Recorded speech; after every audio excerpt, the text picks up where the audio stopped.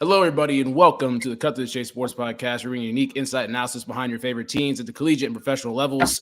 Almost forgot we were going live here for a second. I'm your host, Chase Yance. To my right, I got Matt Ricketts. Matt, what's going on? What's up, boys? I mean, you guys know how big this game is this week. You guys You've been saying it for the last hour, and you butchered it right there. I just make sure you guys understand. I understand. Biggest game of the year so far, for sure. Actually, Matt, I don't understand. How big is this game? Oh, it's as big as the Super Bowl. Here we go. All right, there you go. That's the infamous Matt Ricketts on my right. You know, I looked up the definition of infamous, and I think I've really been doing you wrong, Matt, for calling you that. Infamous. I'm sorry about that, but infamous, well known for some bad deed or quality. Yeah, I mean, I can change it up for you. It's not a big deal. I can change it up, man. Spectacular. All right. The spectacular. Oh, I don't know about that. All right, well, we'll figure it out next episode. Brady, what's going on with you down there in Columbus? Yeah, not much. It was a really good week of college football this week. We learned a decent amount this week about what teams are really contenders and what teams aren't. I feel like we found a fine line of who actually could win a championship and who cannot win the championship. So I'm doing good because I like to know things, I guess. Yeah, we like to know a lot of things here on the Cut to the Chase Sports Podcast and everything. That's what we strive to do, and a lot of other different things. So obviously, if you are watching this video, like the video, subscribe to us on YouTube. You know the drill. We're just gonna go through and give our thoughts about the games that happened on Saturday. As I'm watching NFL live, I'll focus on that later. So starting from the top, Georgia beat Vanderbilt. But the big story about this is Brock Bowers is out. Surgery, high ankle sprain, out 3 to 6 weeks. Big blow for Georgia going forward. If obviously they make the college football playoff, there's a chance that Brock Bowers comes back and everything. But can Georgia still finish undefeated going forward? What do you guys think? Yes, because of who they play. If they were playing, a gauntlet this year, I would say that probably ruins their season. But the lucky thing for them is they, have looked inconsistent, but they haven't really played anybody worth upsetting them so far this year. And losing Brock Bowers is basically like losing your best receiver, so that's not a good thing. And probably their best player overall as well. So that's obviously not ideal for them. But I was actually thinking, and I've made a lot of jokes on here about who the best tight end in college football is. A lot of nice cracked up, but don't even think about it. I was talking about it this morning. Cade Stover could win that Mackey Award. He really could. I was thinking now, yeah. That's what I'm saying. Yeah, it's like he could win that Mackey Award. He is overall been one of the best tight ends in college football this year. He might have some of the best stats out of all tight ends. I'm not even sure.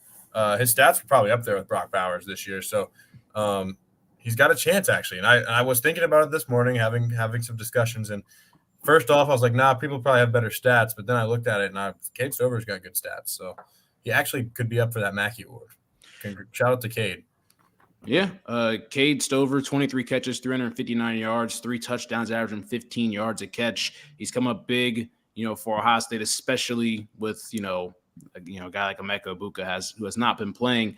Didn't play last week and everything like that and got hurt against Maryland. We'll talk about Ohio State in just a second. But, obviously, big loss for Georgia there. Hopefully for them, they get Brock Bowers back and they make the playoff on their own. Michigan, they ended up beating Indiana 52-7 this weekend. J.J. McCarthy, 222 yards. He had 3 touchdowns. They only had 3 incompletions. They were playing an absolutely terrible team in the Hoosiers. Matt, what's your overall assessment with Michigan at this point? Obviously, I don't think we've seen a whole lot from them considering the amount of opponents that they've played. The opponents are not that good. But just, what's the thought on Michigan at this point? They're really good. They're doing exactly what they should do against the teams they're playing. I'm not going to be 100% sold on them being the best team until They go on the road in the second week of November and play Penn State. See how they respond to that game and play in that game. So I think they've looked good. They've looked like they're the best team, but I wouldn't. I mean, that's the eye test that you could say they're the number one team, but in terms of who they've beaten and who they played, it's nobody. So we will see. But like I said, they've literally played pussies until the last 3 games of the year. So we'll see in November the last three weeks when they play Penn State, Maryland, and Ohio State. We'll see how good they are. 3 teams who are not slouches whatsoever in that. And, obviously one of the teams the team that plays Penn State this week, Ohio State, they took down Purdue 41-7, on Peacock.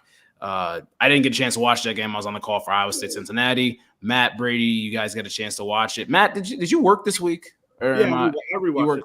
Okay. Just, Purdue, not a good football team. Ohio State did, in fact, cover, so Matt was happy about that.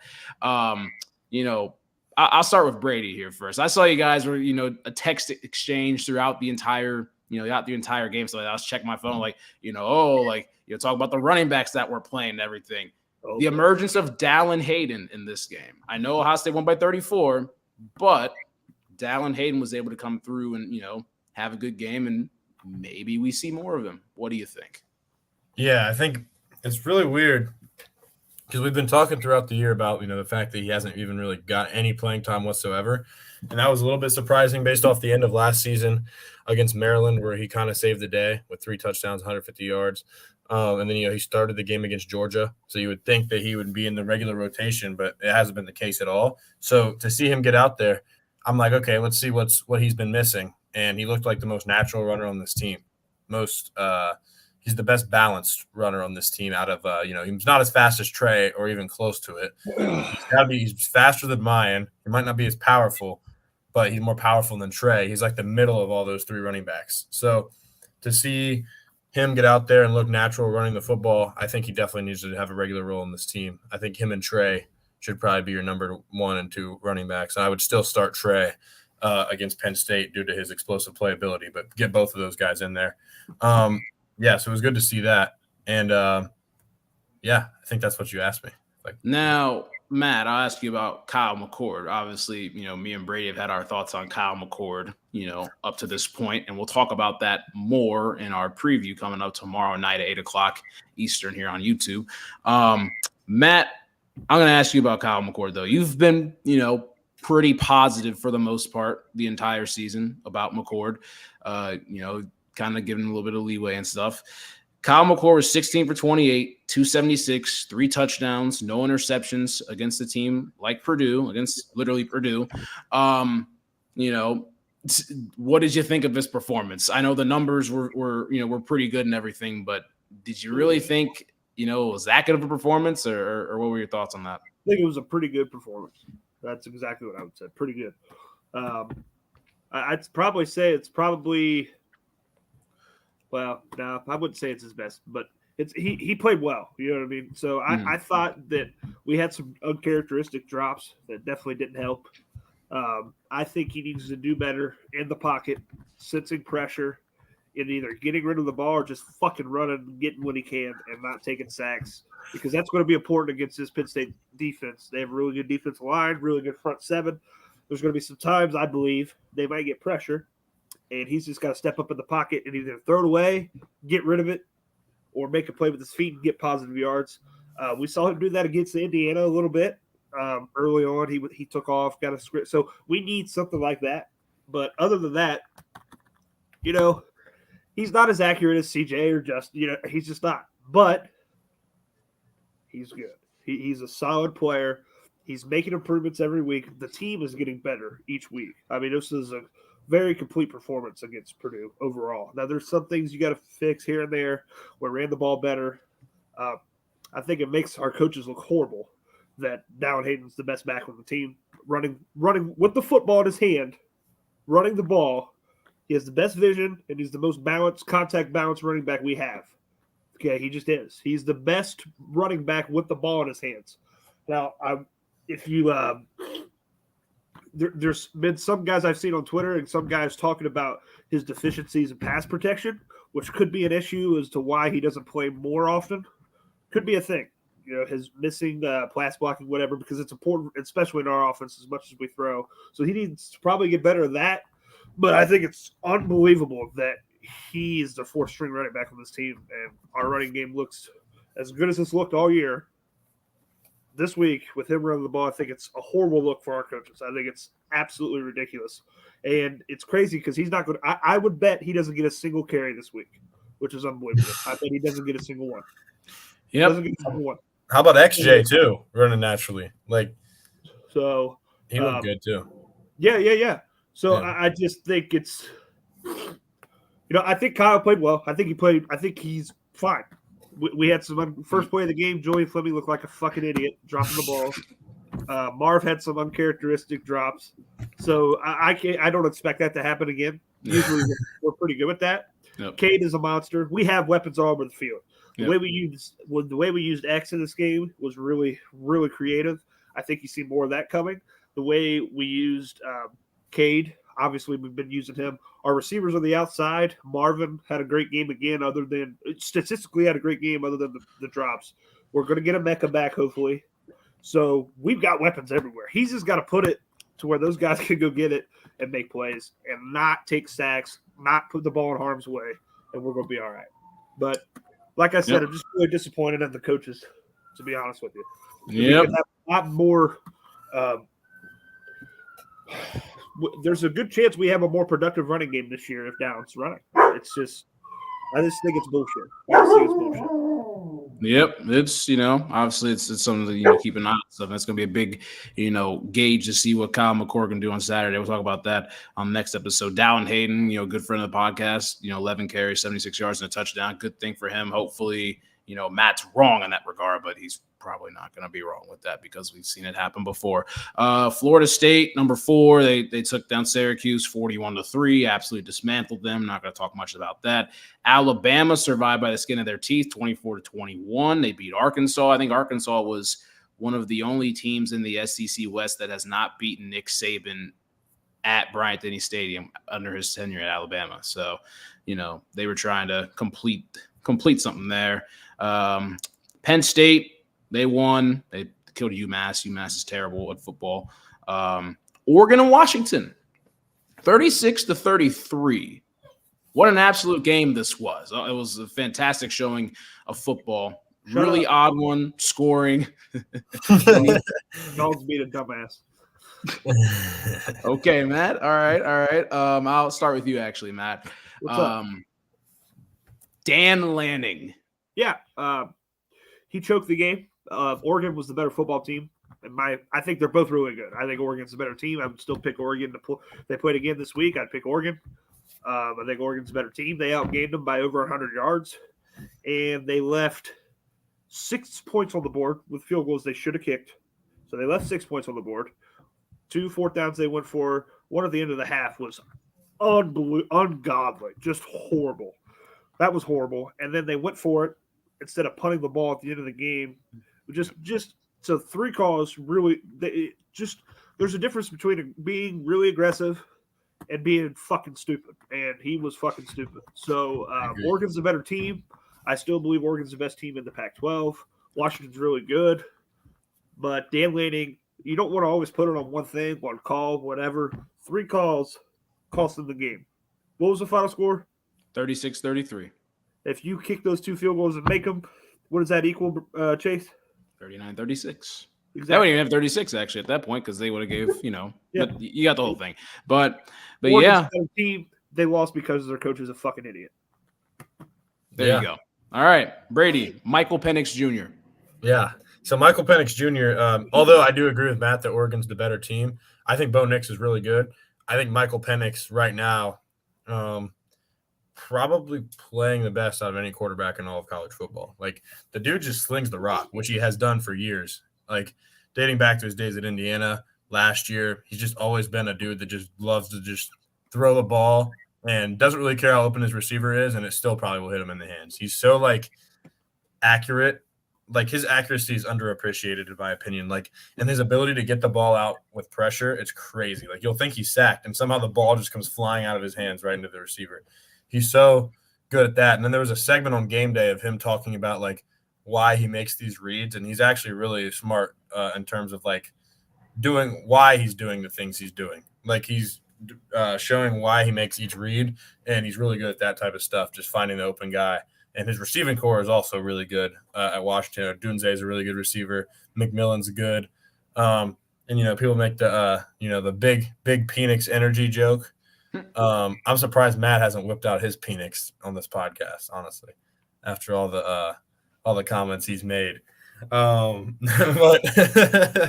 yeah, I do think it was a great game, and these are two very good teams. I'm very glad Matt has not whipped out his Penix on this podcast. So, Would you like me to? You don't do that. No, all right. no, now, obviously, we can't let Bo Nix's performance go unnoticed.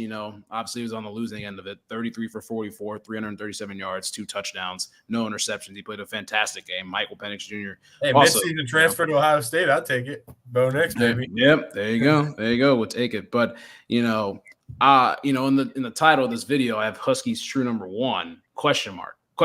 So are they the best team in the country? Probably not. But hell no. But listen up, Matt. I want you to just stop. They do play 3 top 20 teams down the stretch, 2 of them on the road coming up. If Washington's able to close this thing out undefeated and win the Pac-12 and be 13-0, they would have, I believe, 4 top 25 wins, 4 top 20 wins, actually, if you look at the rankings right now. Obviously, where would they fall if they were to finish? Where they finish out undefeated? If the Big Ten champion's undefeated, they will be the number 1 team in the country. Okay. Yeah. If Washington goes undefeated, the Big Ten champion has 1 loss, I believe Washington will. If Georgia finds a way to go undefeated, which I don't think they will now, I would say there's a – I don't see a world where the Big Ten champion or Georgia doesn't go undefeated. I think one of them's going to go undefeated. So I don't think Washington will end up being number 1. No.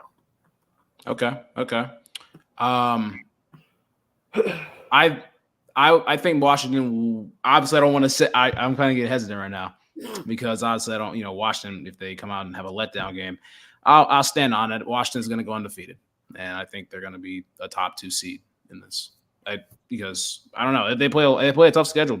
Don't get me wrong. At USC, at Oregon State, Utah comes there. Fuck it. Ride with Washington. That's what I'm going to do. Look at Oregon and Washington in that Pac-12. I think Oregon's going to avenge the loss, and I think they're going to play their way out of the playoff in that regard. I don't think none of those teams. I think it's going to come down to like Texas, Oklahoma, or Washington, Oregon for that one of those spots right there. And I believe Texas's win over Bama is going to really carry the day in that regard. So. Now let me ask this. That's how I foresee that situation going on. Yeah, we get it. All right. Before we move on to USC, and we'll talk about Caleb Williams and a lot of other stuff.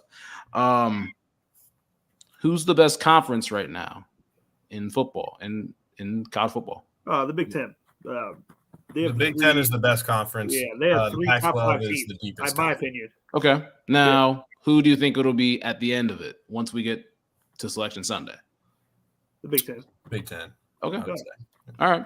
Just wanted to see where you guys' head were at. I figured you guys would say the Big Ten. I mean, it makes sense. It makes sense. Every year the SEC is always whatever we always say the SEC is good. It's because they have like 2 or 3 great teams, and they always are really shitty in the middle and the bottom, and everybody always gives the crown to them. We have 3 great teams this year. We should. I mean, it's just reality of it. USC just got their ass just obliterated by an off-brand Big Ten team. By Notre Dame. By an off-brand version of the 3 good Big Ten teams. The Pac-12 has 2 playoff contenders. 2. There you go.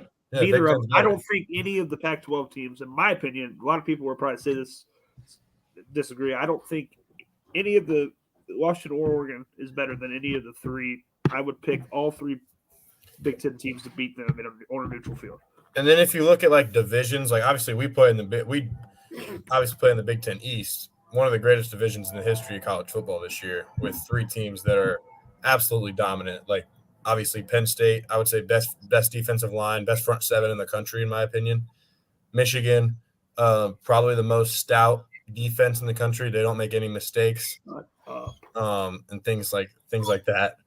And then Ohio State has the best player in the country, arguably on offense, and then their defense has been number 2 overall defense in the country this year. So I just think that division there's not a debate on divisionally what the best what the best division is. But then obviously the Big Ten West makes it a tight race, race, and for them.